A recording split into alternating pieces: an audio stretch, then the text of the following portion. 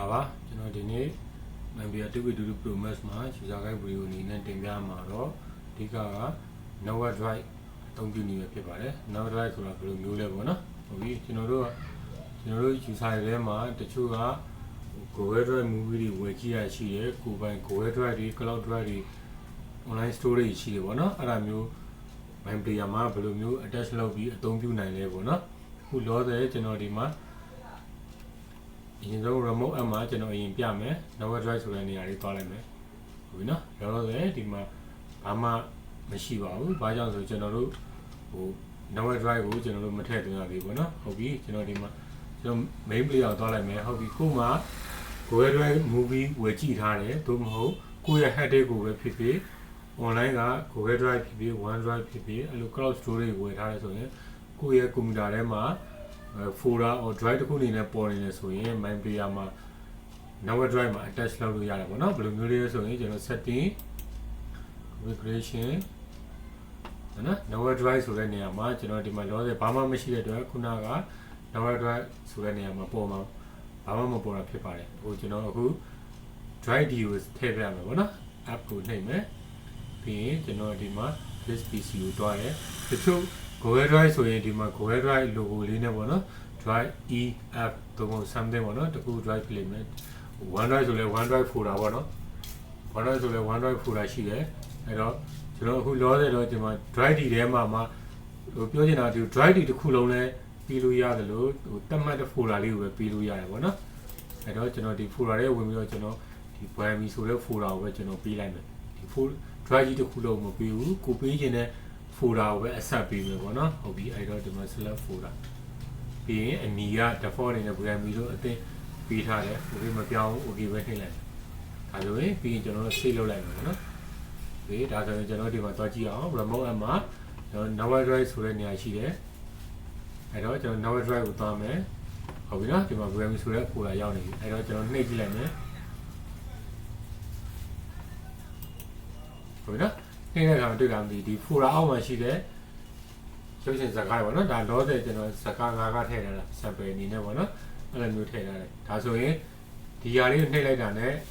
play now ဆိုရင်ဒီ player မှာ play သွားလိမ့်မယ်ပေါ့နော်ကျွန်တော် play now လုပ်လိုက်မယ်ဟုတ်ပြီနော် play သွားပြီကျွန်တော်ချက်ချင်း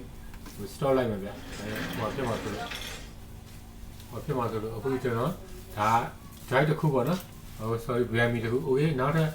ကိုက folder တွေပဲရွေးပေးလို့ရတယ်ပြန်လုပ်ပြမယ်နောက်ထပ်တစ်ခု setting configuration နောက်ထပ် add ကိုနှိပ်မယ်ကျွန်တော်ဒီမှာ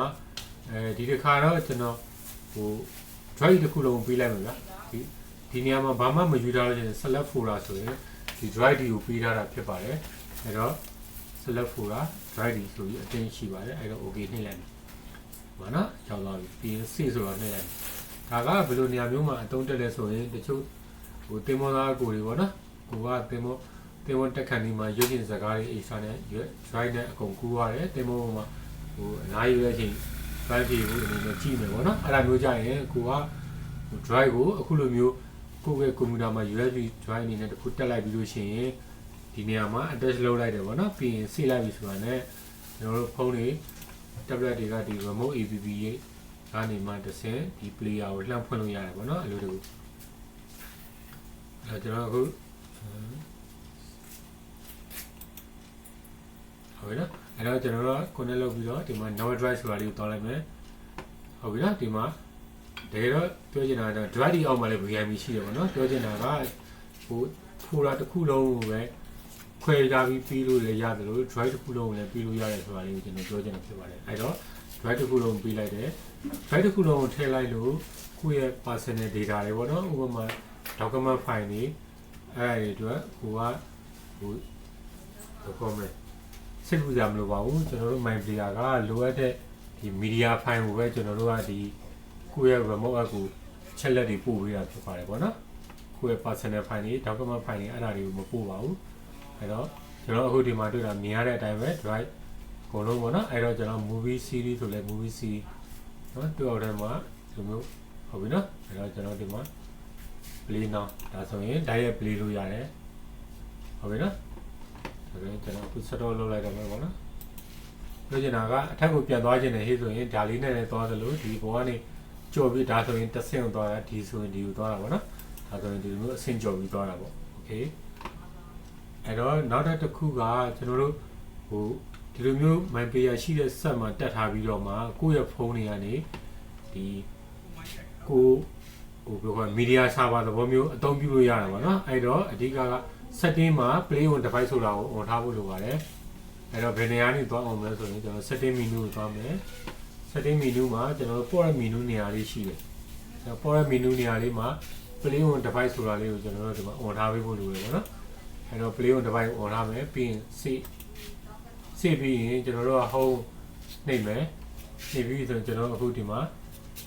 now device ဆိုတာလေးသွားလိုက်မယ်ဟုတ်နော်ကျွန်တော်လောဆယ်ဒီ VMU ပဲဖွင့်ပြလိုက်မယ် VMU နေမယ် okay ဒါဆိုရင်ဒီကိုကြည့်ချင်တဲ့ဇာတ်ကား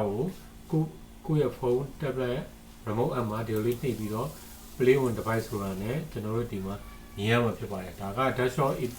ဟိုဖုန်းတွေ tablet တွေဆိုရင် iPhone iPad တွေဆိုရင်ရပါတယ်ဒါကကျွန်တော် desktop app ဆိုတော့ desktop app မှာဒီလိုမျိုးကြည့်လို့မရတဲ့အတွက်ကြောင့်ဟိုကျွန်တော်ဒီမှာမပြတော့ဘူးเนาะဒီလိုလေးသွားလို့ရပါတယ်ဟုတ်